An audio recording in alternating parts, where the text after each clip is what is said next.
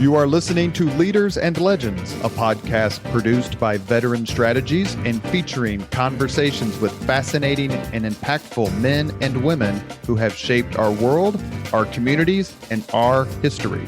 My name is Robert Vane, Principal of Veteran Strategies, and your host for our discussion. You are listening to Leaders and Legends, a podcast presented by Veteran Strategies, a local veteran public relations enterprise, and sponsored by Girl Scouts of Central Indiana, Garmond Construction, Leaders and Legends LLC, the Grand Hall and Conference Center at Historic Union Station, the McGinley's Golden Ace Inn, and McAllister Machinery, your friendly neighborhood Caterpillar dealer. You may find all your sales and rental equipment needs at McAllister.com. We are pleased to announce our podcast is now a member of the All Indiana Podcast Network in partnership with Wish TV. You may find Leaders and Legends at allindianapodcastnetwork.com. Thinking of starting a podcast or need to host a public meeting? Let Leaders and Legends LLC be your partner as you look for new ways to communicate your message. Please contact Chris Spangle or me at leadersandlegends.net. Thank you for joining us on the Leaders and Legends podcast. Our guest today is former Lieutenant Governor Becky Skillman. Becky spent her entire career serving Indiana through her roles as an elected official, community leader, and advocate for rural communities across the state. Born in Bedford, Indiana, she is the first woman elected as Lieutenant Governor in our state's history. Before becoming Mitch Daniels' running mate in 2004, she served 12 years in the Indiana Senate, where she was the first woman to chair the Indiana Senate Majority Caucus.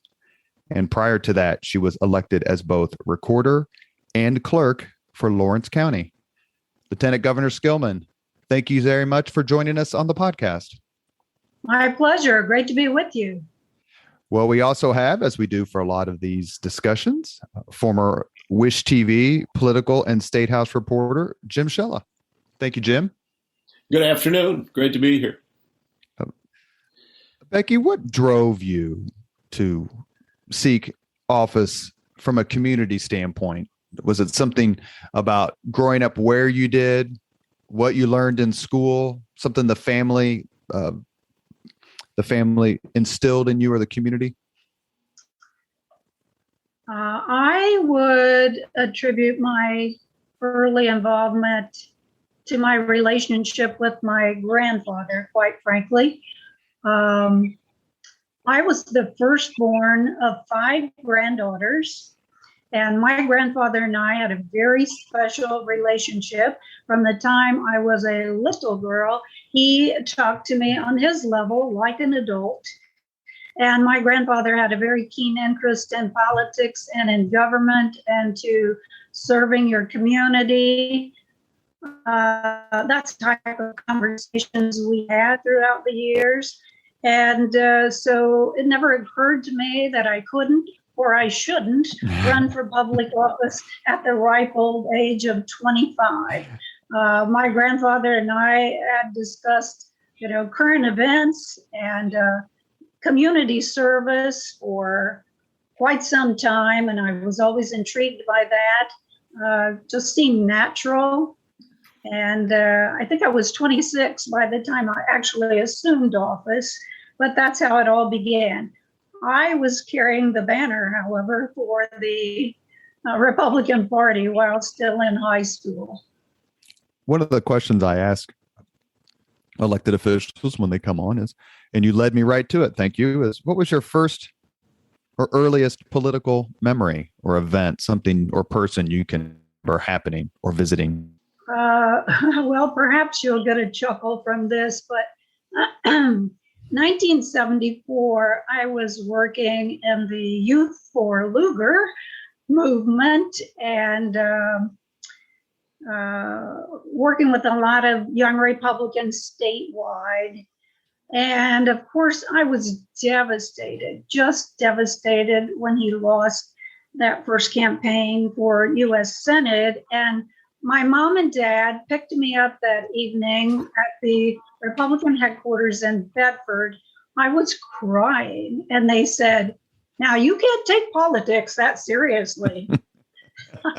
So famous last words, right? Did you work for him again in 76 when he ran? Actually, in 76, we were both 1976 was my first election year. And in fact, Senator Lugar and I had such a great relationship for decades. And not so long ago, he would mention to my mom and dad that he remembers that 18-year-old girl that was on the ballot with him. And of course, I was 26. I wasn't 18, but so your first run for recorder, it would have been recorder. Is that correct? What was in 1976? That's correct. I served 8 years as a Lawrence County recorder. During that period, served as president of the Indiana Recorders Association, and then ran for county clerk, served there for 12 years. 8 years as county clerk. Mm-hmm. But during the latter years of that service, I served as president of the Association of Indiana Counties. So not the county clerks, but all of the county officials in the state of Indiana. And I traveled the state holding district meetings. I lobbied the legislature on behalf of county government, county officials. And that service during the latter years of my county government is no doubt what piqued my interest in running for a seat in the Indiana Senate. But little did I know that statewide travel and getting to know every county and every county seat and every county official would serve me very well down the road. Did you grew up in an era where you had both older, respected figures like Eisenhower and younger, charismatic figures like John F. Kennedy. But what shaped your choice of becoming a Republican, of identifying with the Republican Party? My family's involvement, quite frankly. Actually, my grandmother and grandfather were very engaged in the local party. My parents attended a few functions, but I was, I think, far more interested and engaged in politics and government during that period than my parents were. So I think that was due to my grandparents' engagement. How much different is it to be from, you obviously lived in Indianapolis on or off when you were in the Senate, but spent more time here when you were lieutenant governor. How would you compare living in an urban environment to perhaps a rural environment? Just the people you meet, the pace, the sort of atmosphere? I would not, for 20 years, of course, 12 years in the Senate and then 8 years as lieutenant governor, I was a resident of Indianapolis, and Steve and I actually lived in Greenwood or Center Grove Township for 8 years while I was lieutenant governor. Was very comfortable and happy there, but I would not trade my small town upbringing. Just to grow up in a small town and to have friends and family close at hand. And quite frankly, our son, I was an elected official before our son was born. And so it meant a lot to have parents who were very close to help with our son. And I just wouldn't trade those years. I was, the smaller communities, my mother would tell you that I had to be a leader of everything I touched or participated in throughout the years from the first grade. I played Mother Goose in the Mother Goose play in first grade, and In second grade, I actually led the joint second and third grade rhythm bands. And that was a big deal. We performed at high school basketball games and, was the homecoming queen and the Hoosier Girls State delegate. And, the list goes on. And it's just, you were homecoming queen? I was, yes. You still have your tiara? No, I don't think so. No. What is you mentioned Senator Lugar, and he's been the choice of so many people I've asked this question of in my interviews. And it's interesting too, because he's probably the most popular choice. And the second most popular choice is somebody who worked for him, a guy by the name of Jim Morris. But is there a particular Hoosier leader and legend you admire? Well, I'm sure we'll get to Mitch Daniels later, so let's set that aside for the time being. But Lugar was quite the role model for me. And as I mentioned, we had a type of relationship since 1974. And one of the most special times for me was while within the last couple of years, he was serving in the U.S. Senate, and I was there on state government business. And Justice Senator and I had lunch in the Senate dining room and caught up on a number of things and shared so many stories. And, that hour and a half will always be very special to me. When you decide to enter politics, you just, and it's obviously much different now than it was in 1976, but you really decide to put your life on the examination table. How has that, do you think, affected why good people don't run for office? And did it give you pause?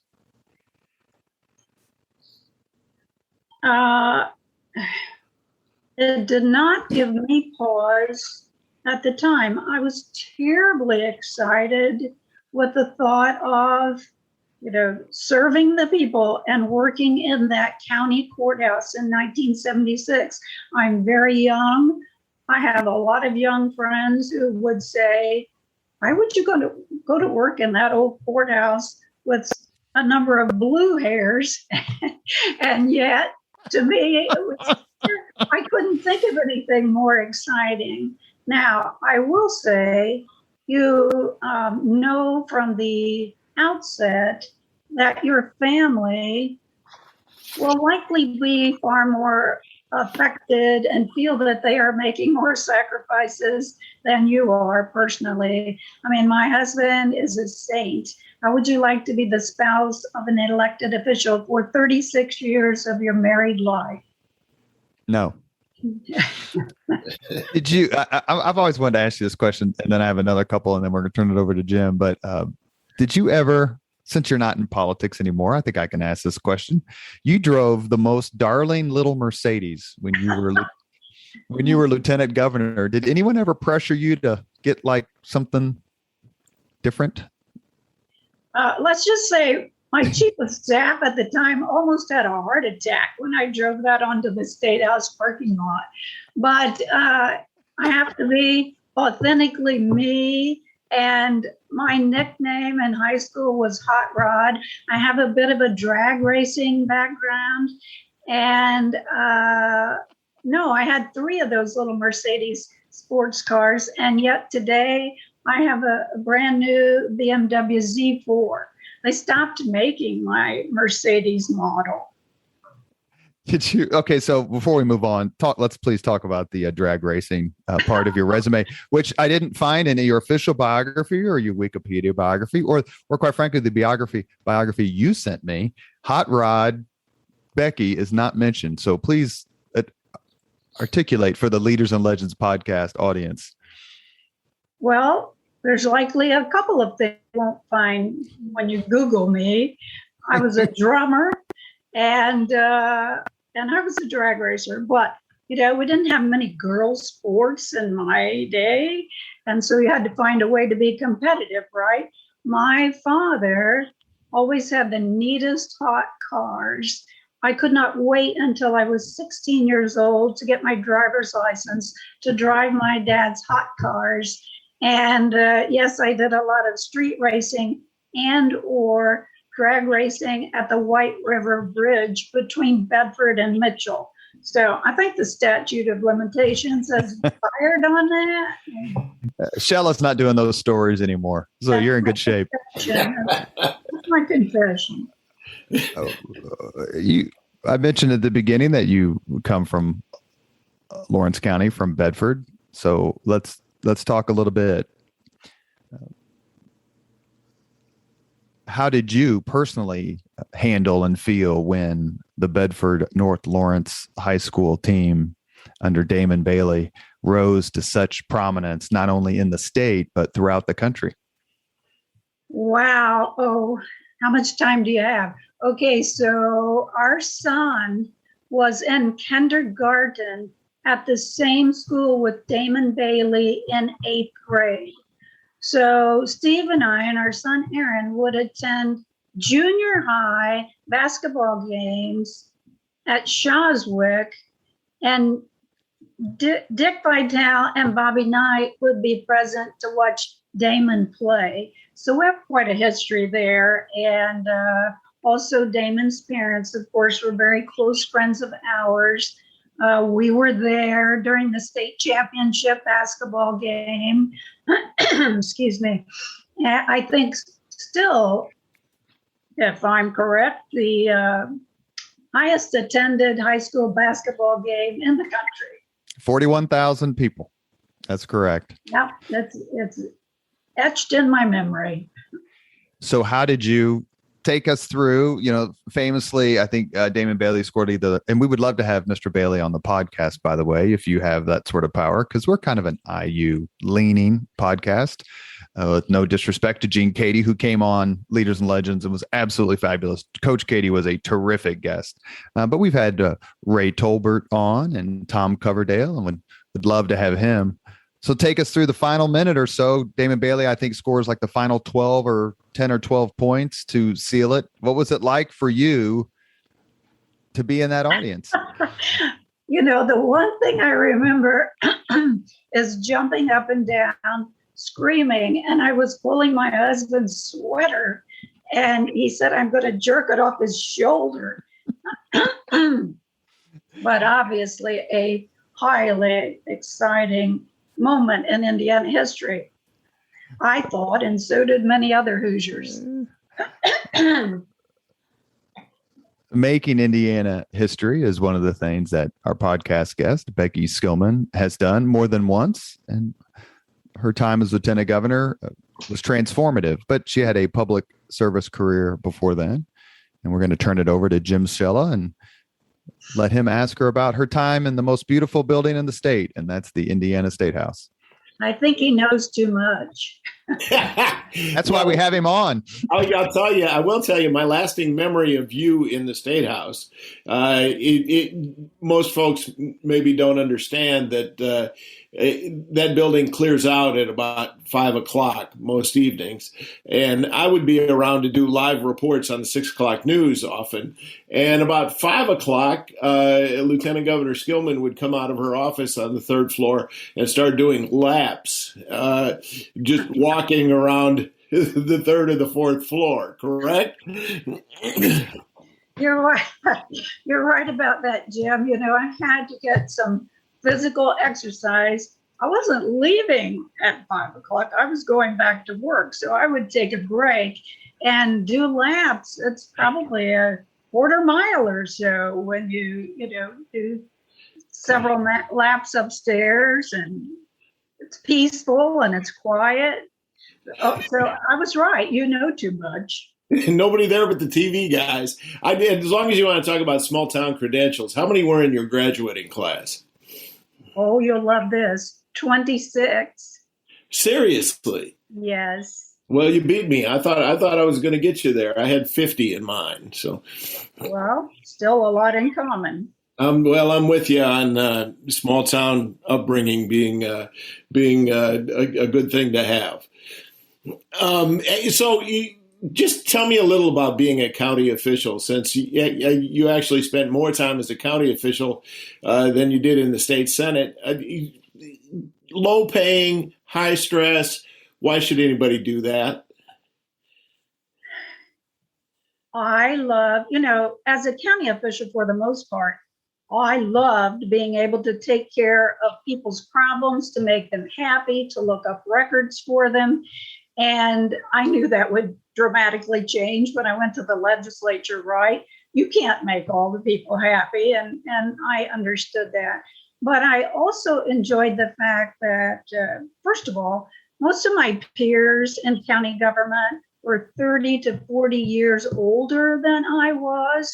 But I very early on became the spokesperson for the group of county officials. I sort of pushed for our county officials to be actively involved in the Association of Indiana Counties, where you get continuing education, you visit with your peers throughout the state, you stay abreast of all the new laws.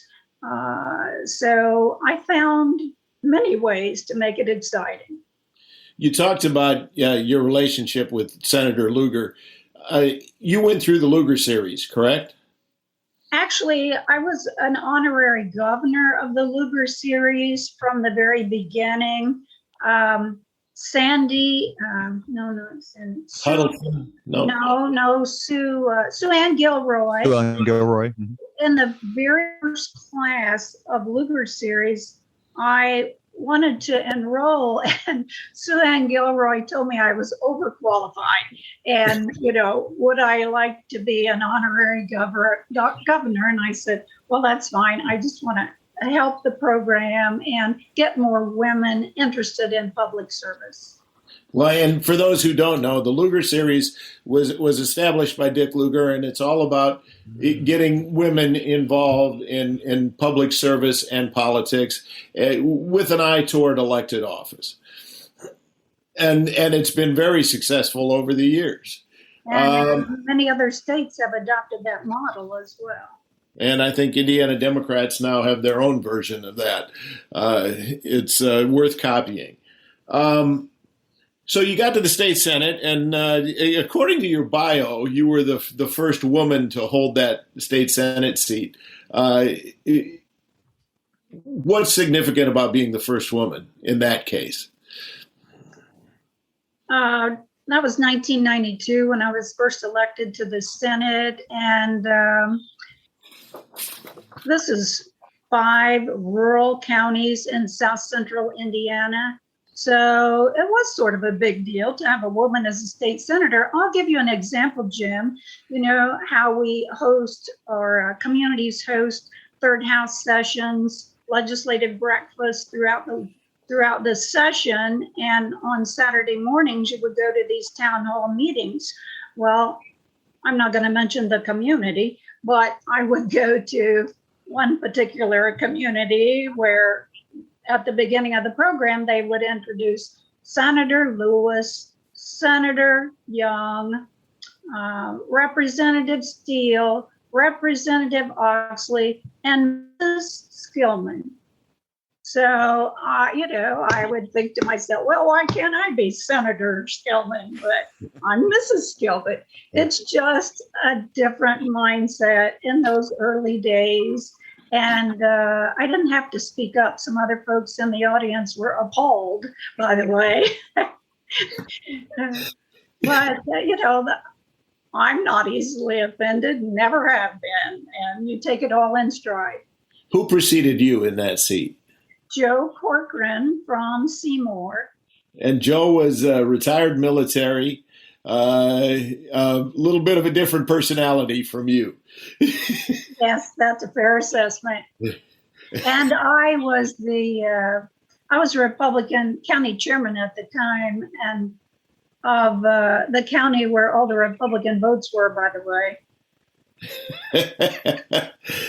That's all I'll say about that. Well, it's important to be able to count votes if you want to win an election. I'll say that. So 12 years in the state Senate. and you worked a lot on local government issues, which makes sense because that's where you came from. And what was your biggest accomplishment? I feel that my entire adult life, including today, has been devoted to helping our smaller cities and towns and our rural counties thrive and grow. I pushed the administrations at the time while I was in the Senate.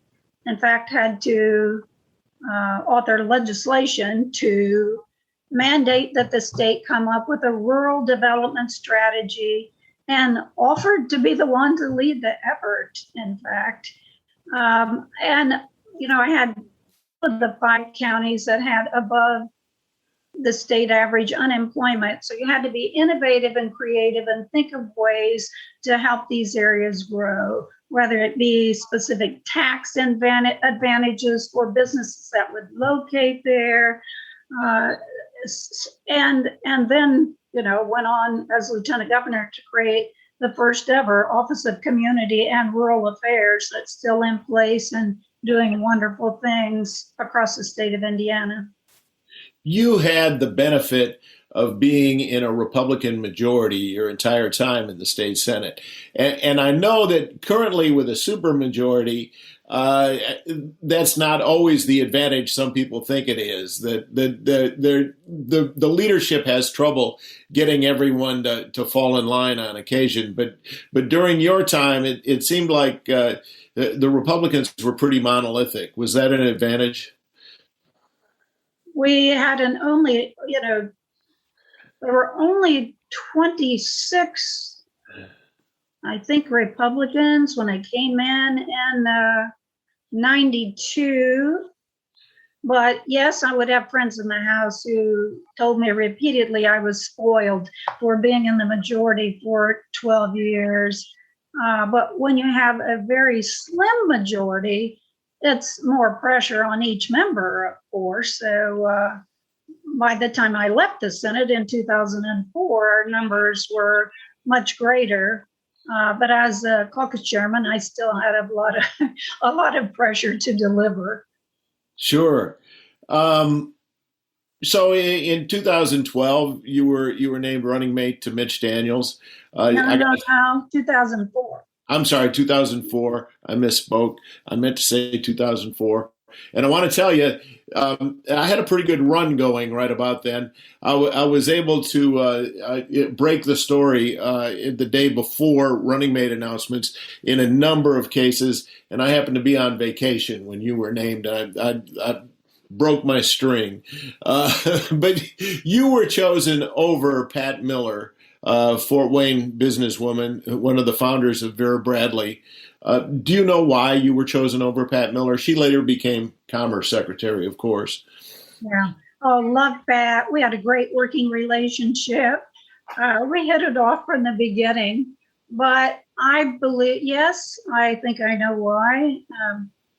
We'll have to ask Mitch Daniels. But I had the legislative. He called me the quarterback. He expected me to get our legislative agenda through the General Assembly. I had the legislative relationships in place on both sides of the aisle and in both houses of the General Assembly. And I also knew the real Indiana. I knew Hoosiers from north to south, east to west. Mitch and I had known each other for a while. I think we have complementary personalities, complementary skills, and you can ask him, but I think that's why I was chosen. Well, since you bring up your relationship with Mitch Daniels, I think it's important for listeners of this podcast to know that you had a sense of humor that wasn't always evident to others, but I think was best displayed when you introduced Mitch Daniels one night at the Press Club Gridiron dinner. Do you remember? That was fun. One of the greats of all time, and I have to know who wrote it. because he's a longtime friend of mine who worked with you on that speech. And he said Becky's sense of humor really, really came through as we were writing that. He goes, she had some really funny things she wanted to say. And I'm sorry to interrupt you, Jim, but I just laughed out loud again at the memory of that introduction. Well, I'm pretty sure she's got the key line in that. I'm guessing you have committed to memory, and I got to ask you to repeat it here. Now, are you talking about the first blow? Yes. The shadow. Yeah, that's what I thought. Do you know how difficult it is to walk in Mitch Daniels' shadow and then scrunch down? Really difficult. I believe you said the sun has to be just right. Yeah, you embellished it a little bit. It was as someone who has performed at the Gridiron Dinner several times, I can tell you that when you get up on that stage, you have no idea if the crowd's going to laugh. By then you've repeated your lines so many times they're no longer funny to you, and so it brings about a special kind of fear. But that one hit in ways that very few lines have. Well, he was also waiting in the wings watching me. And as I recall, I let loose with 7 or 8 stories. And so when I walked off stage, he said, "Is that the best you got?" I like that. Okay, so you were the first woman, as Robert said, elected as lieutenant governor of Indiana, but you were not the first one to serve. Davis was appointed, and you succeeded her. Is it important that you were the first woman elected, and if so, tell me why? No, I don't know that. I don't know that is important, but it is just a fact that it's part of history. I did have someone bring to my attention not long ago, however, that I'm the only lieutenant governor of the last 6 that has served 8 years. Interesting. Yeah, when you think back, well, I thought it was interesting too. I think that's far more interesting. Yeah. Because when you think back, Governor Kernan, as we know, then became governor. And so he did not finish 8 years. And then Kathy Davis served 15 months. I served 8 years. Sue Ellsperman about 3 years. Eric Holcomb year, approximately. And now Suzanne, and she is highly likely to serve 8 years, but that would be of the 6 last lieutenant governors. I hadn't thought of that. Significant fact. And now that Lieutenant Governor Skillman has come on the Leaders and Legends podcast, we have had all living lieutenant governors on the show, every one. And we're very grateful. The 4 female lieutenant governors do programs from time to time, and we have great fun at that. You mentioned that Mitch Daniels called you the quarterback. He had a substantial legislative agenda, and we're not going to run down the whole list here.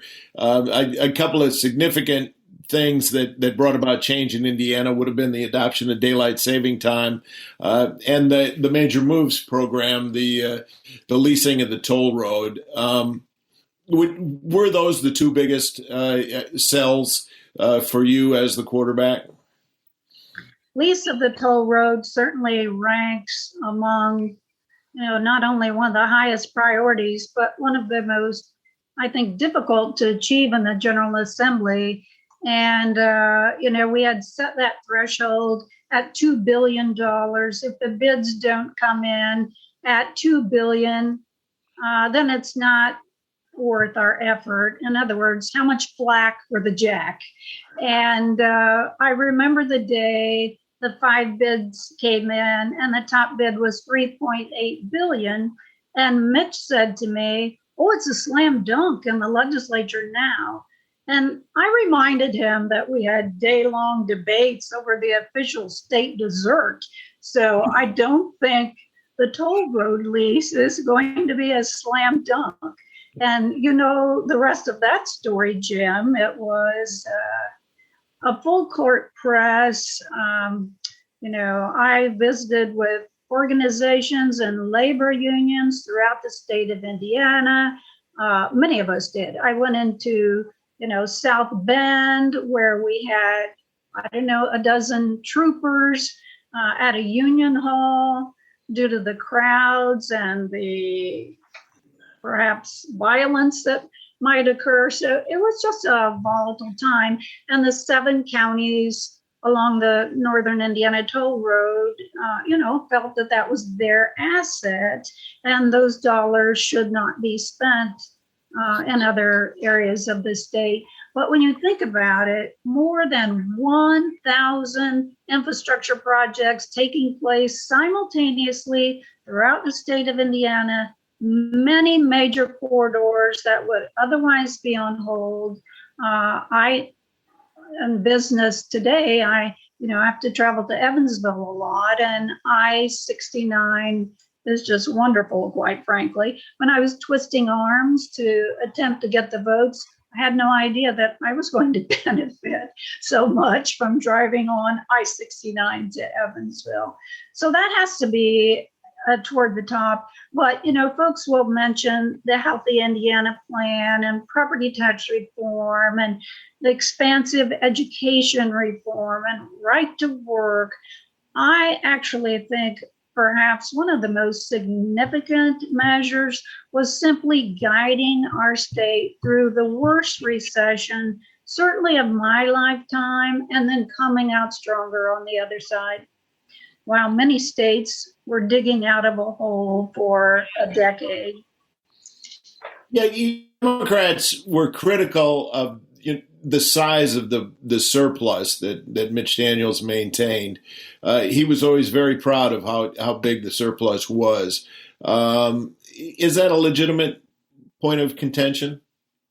Well, but there's another part to that story. At the same time, we also implemented the automatic taxpayer refund. Now, I think subsequent legislators have tweaked with the percentage of the amount of the refund, but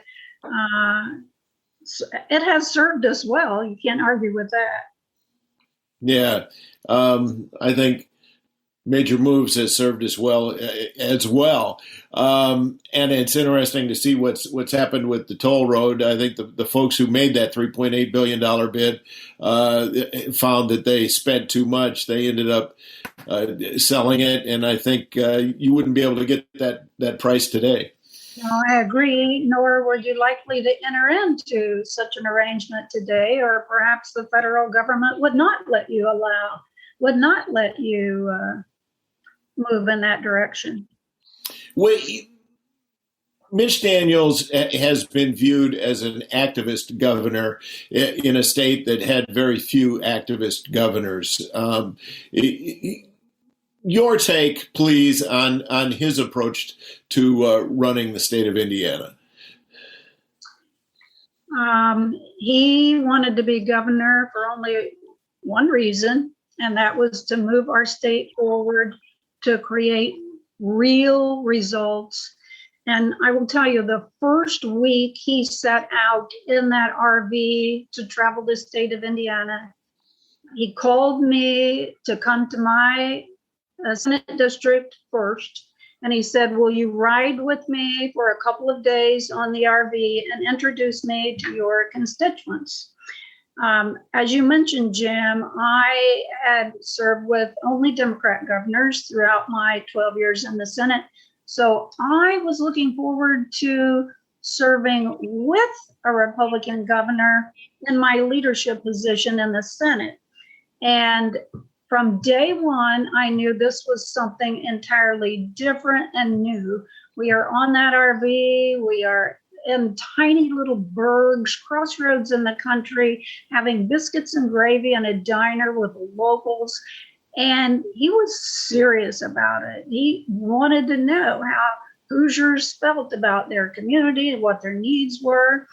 But he always had his eye on that prize, and that was change. activist is absolutely right. There was the clock on his desk that ticked down every moment and would tell us how much time we had left in our first term and then, of course, our second term. But he packed as much action into every day as possible to get things done. I could tell you, oh no, I won't. No, go ahead. No, go ahead. Well, okay. So, he did not like wasting time.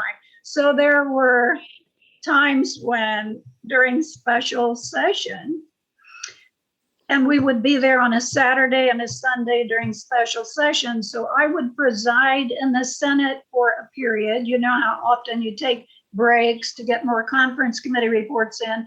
So I would preside in the Senate. No, he was sitting down there in his office, not happy. And so I'd run down his office to check him. And one day he's just sitting there playing drumsticks with his pencils, and biding his time. And he said, "You can put my ass in that RV and drive me all over the state for 16 months, and I won't get as tired as I am sitting here waiting on the legislature to do something." And so I have no doubt. But that's a lesson every governor learns. I do believe they talk about the legislature being a deliberative body. Deliberative is kind. no, Mitch would not, and he is the first to say he would not fare well in a body of 50 or 100 individuals, including U.S. Senate. And he had the opportunity to be there, but he would not fare well in a body of 50 or 100 individuals attempting to make a decision. He's the general. Right. I did a story.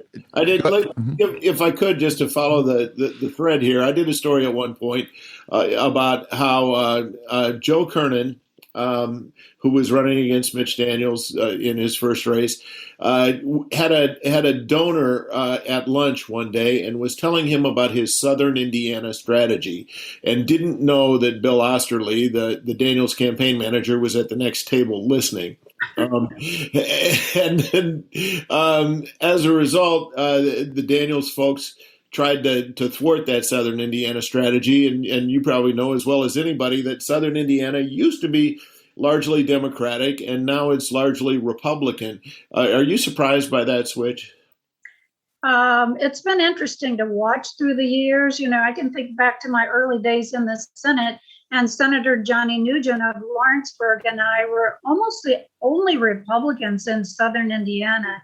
And, over time, so many Democrats switched because Southern Indiana is just conservative. I mean, my Jackson County that I represented in the early days was very Democratic, but I always said they were among the most conservative constituents I had.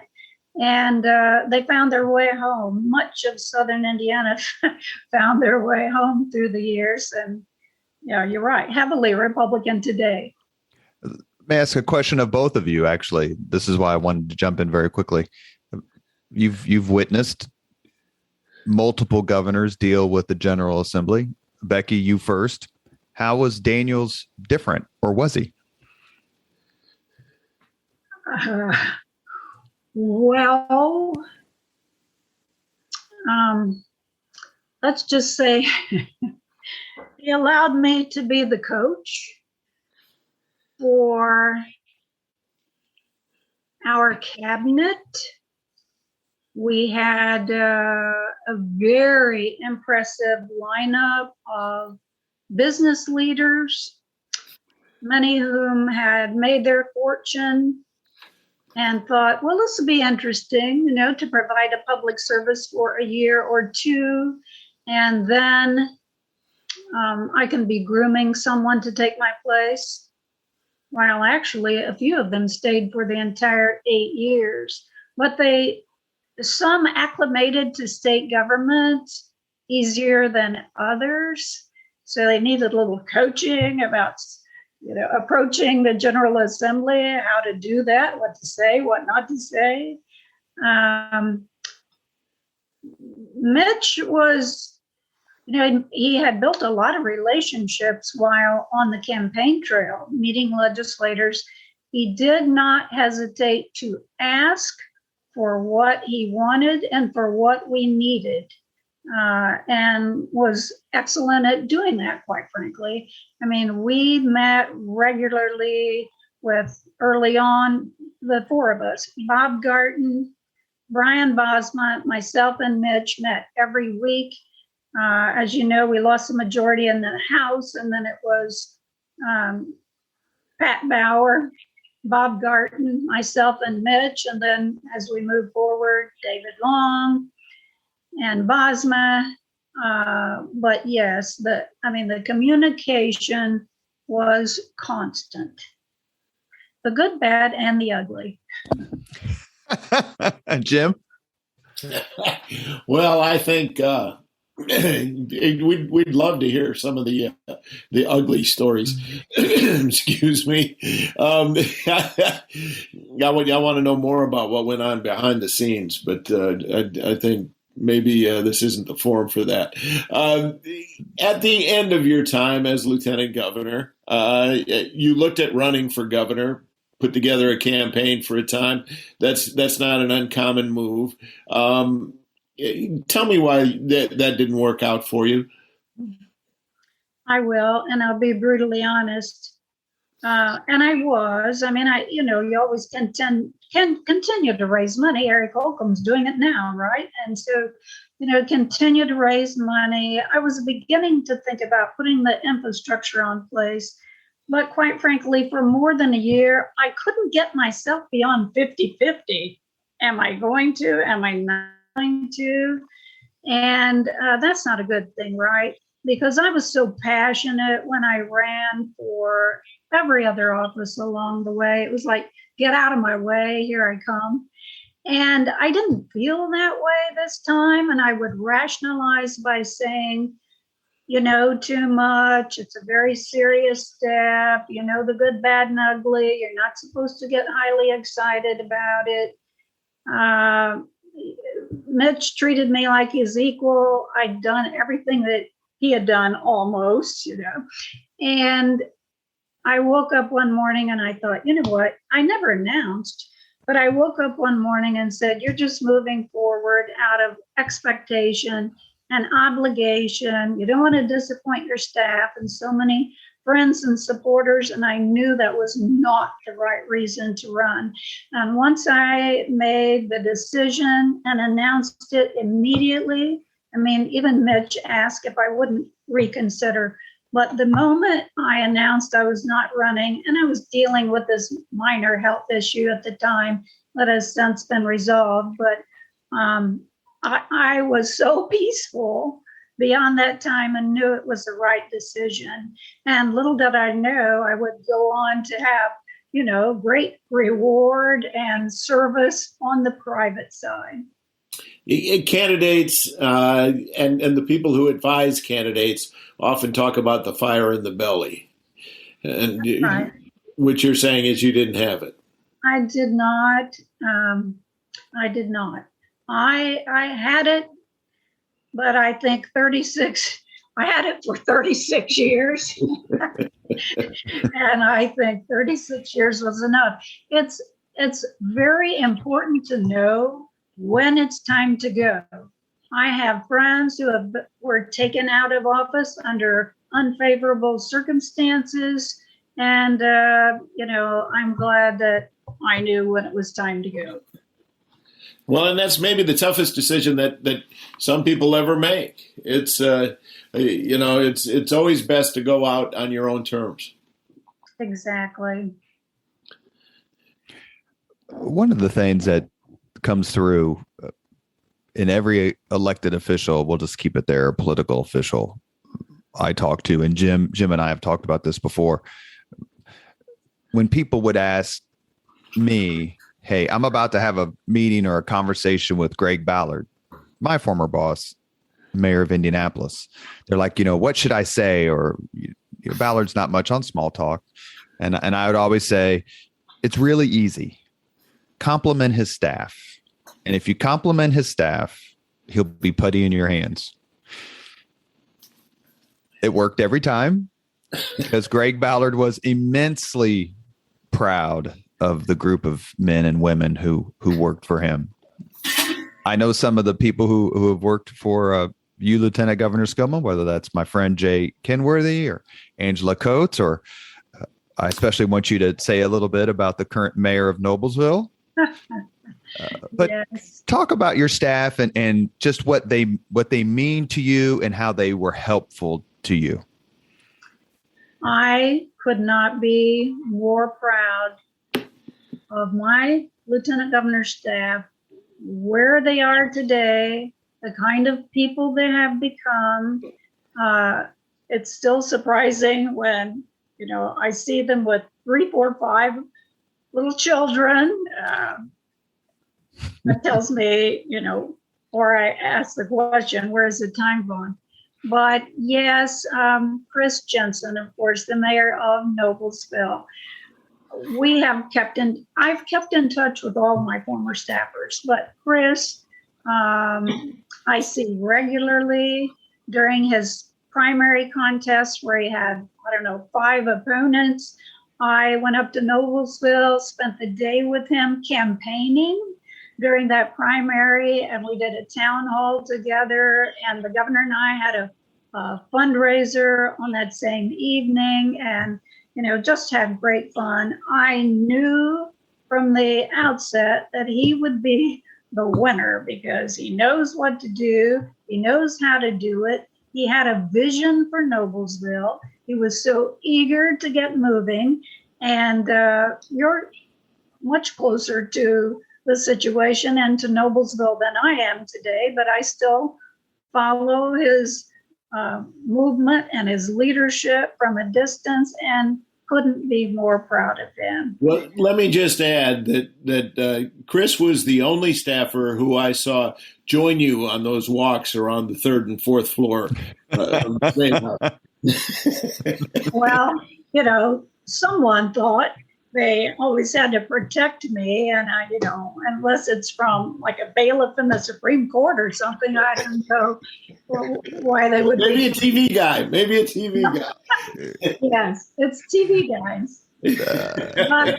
Chris is the and Molly. There's Molly Whitehead, who is the economic development director, of course, in Boone County, doing an amazing job there. They've had so much investment along that corridor, but just so proud of each one of my former staffers. Well, Chris and I worked together at the Indiana Republican Party under Murray Clark and Jennifer Hollow, and he's probably one of the most shining examples of good things happen to good people. Yes, couldn't agree more. Over the last several decades, and Jim has covered many of these folks, there's been a strong cohort of elected Republican women at the state level. Marge O'Laughlin, who is one of only 4, 5 Hoosiers to be elected in her own right statewide at least 4 times, along with people like Richard Lugar and Evan Bayh and Tim Berry. There's also Sue Ann Gilroy and Suzanne Crouch, Connie Lawson, Sue Elsperman. The list goes on and on. Do you have a lot of good friendships, a lot of shared stories and experiences with this group of remarkable Hoosier leaders? I do. And Connie Lawson is one of my very best friends. We were county clerks at the same time from our respective counties. We served in the Senate together. We were statewide officials together. And we're going to Tucson together just in a couple of weeks. But I've told her, how fortunate she was to have so many women in statewide office around her in the state house, because during my time, it was myself and 5 men. And so, I think she was a little bit spoiled as well. But Sue Ann Gilroy, of course, yes. Actually, Marge Laughlin, I've known since she was in statewide office very early on, clerk of the courts. And a lot, when you think about it, there were a lot of women elected early on in our state's history. You mentioned, we talked just a few seconds ago about your staff, and part of being an elected official, whether you like it or not, and most elected officials do, is you get to mentor younger, in your case, men and women, but we'll specifically speak to younger Republican women. Jim mentioned the Lugar series, which is the penultimate example of sort of mentorship and getting together and networking. But there's another terrific list of people who worked for the administration or who have come behind the administration, and whether that's Lauren Mills or Betsy Burdick, you have Hillary Egan, you have Jillian Long Battle, Lacey Berkshire, the list goes on and on, right? Sabre Northam. How important is it for you to be a mentor, to say, this is my experience, and let me tell you about what I've been through, and let's make it better together? I do continue to get a number of speaking requests from around the state, and I can occasionally say no, although it's been difficult to do. But when I get, and I continue to get requests from women to serve as a mentor, I rarely say no to that. From many walks of life, I've had women to ask if they could just keep in touch with me every couple of months or so, and if I could, provide advice and counsel. And I'm happy to do that, and especially if they are interested in public service. And there are so many ways to provide a public service, and it does not have to be through elected office. I also serve as a mentor for the Mitch Daniels Leadership Foundation fellows. And I will tell you, the past 2 years, I have mentored young men, however, not women. And that's been a great experience as well. And a great cause and a great foundation. I'm going to jump in here. Go ahead. I just want to offer one more story, because I think it's good for folks to know what kind of sense of humor Becky Skillman has. She and I were both in attendance at Richard Lugar's funeral. It's unusual in some ways, because the vice president, Mike Pence at the time, was there, and everyone had to get through security and get into the church sanctuary early. And then there was time to just mill around. It was, a social period. And we had assigned seating, and I had an idea where I was sitting, but not exactly where. And I knew which side of the church it was on. And so I went over there, and I saw Governor Skillman, and I walked up, and we started a conversation, had a very nice conversation. And then the time came to sit down, and we were shown where we should sit. And it turns out we were sitting next to each other. And at that point, she turned to me and said, "Well, I guess that was 15 minutes wasted." I don't remember it that way. Hey, Becky, Jim hears that a lot when he's talking to politicians. I thought it was brilliant. That was a beautiful service, was it not? I was lucky enough to take P.E. McAllister there, and it was a terrific service. Lieutenant Governor, wonderful tribute. And I'm just laughing at at Jim Morris and Mitch Daniels giving each other a hard time from the podium. It's just those kind of things you don't see every day. And especially at a funeral. Especially at a funeral. That's right. Lieutenant Governor, talk a little bit in the last few minutes before we get to the 5 questions, what you're doing now, because I know you're still serving the community, still serving Hoosiers. Well, yes. Before leaving public office, quite frankly, I expected to serve on perhaps corporate boards, continue all of my volunteer activities.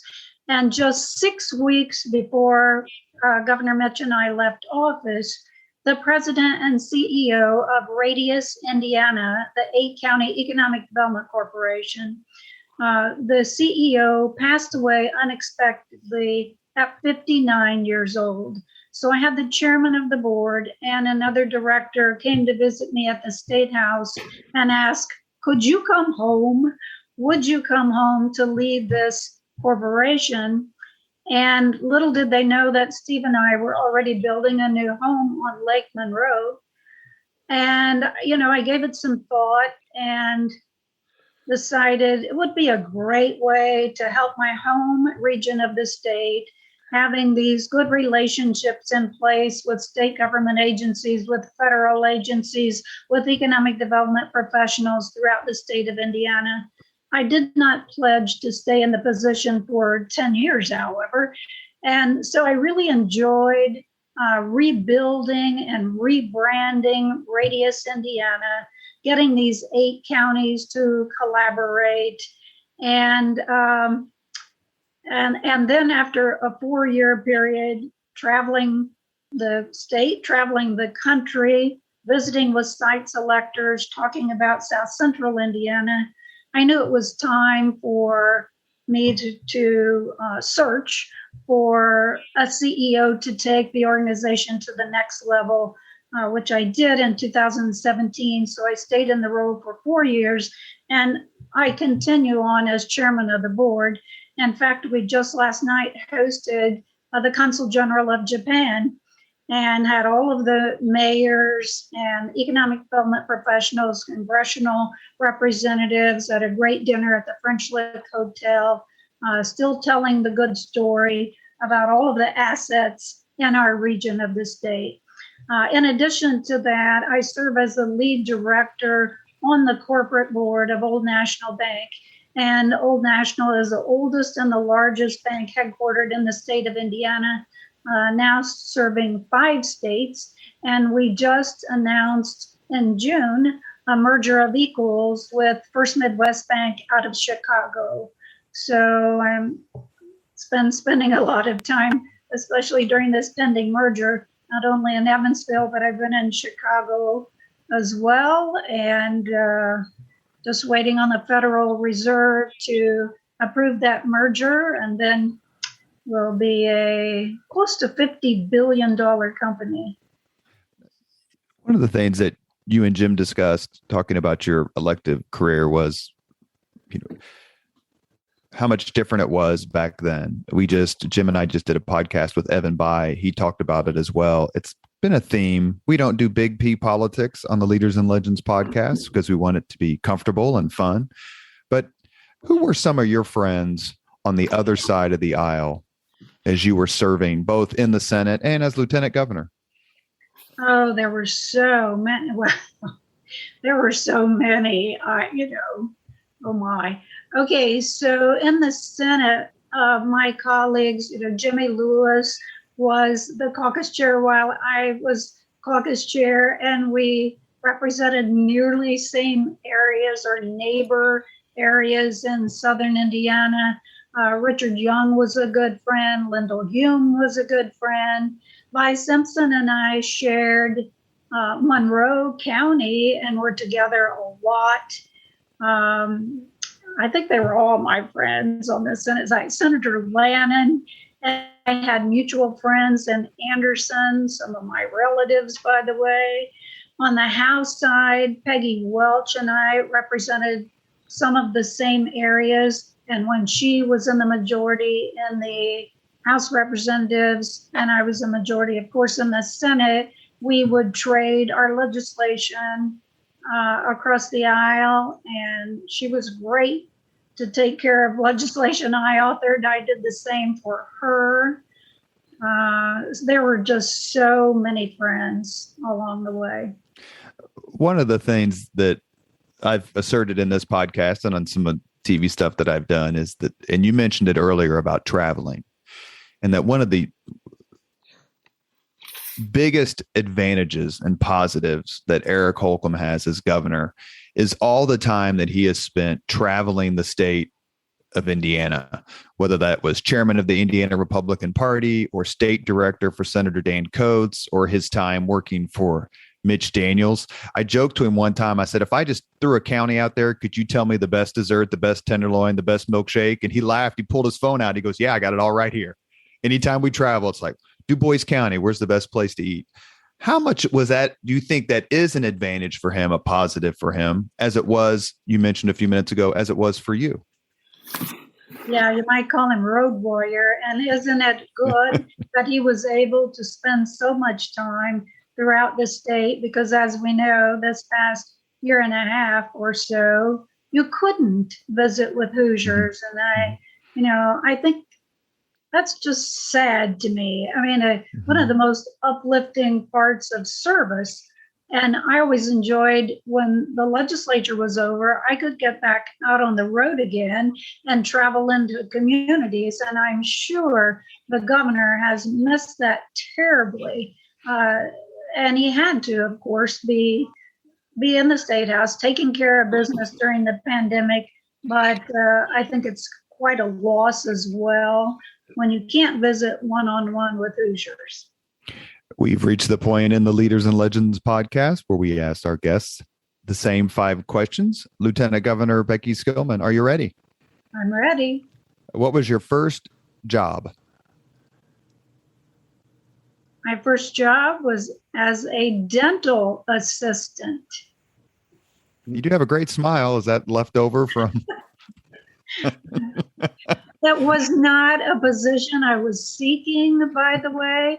I took my younger sister for her dental appointment, and the dental assistant manager of the office, this was like the day after I graduated, and she asked if I would be interested in a job, and I said, well, what did you have in mind? And she said, we could use your help around the office. And that's how it started. Did you ever go back to the office after you were a senator or lieutenant governor? I did. Actually, the Dr. Bagby passed away. But yes, I still go to the same dental office for my dental care today. That's so great. Except for the period I lived in Indianapolis. Number 2, what was your first concert? Okay, I can come close. It was either, I lived so close to Indiana University, I had great concerts at IU, and it was either the rock band Chicago or it was Elvis almost a year before he passed away. If you could suggest any book for someone to read, which book would you recommend? Oh, Keeping the Republic by M.E.D., Mitchell E. Daniels Jr. And you said recommend a book, so perhaps even more relevant today than when he wrote it. It's a great point. Number 4, if you could witness any event in history, be there as it happens, which event would you choose?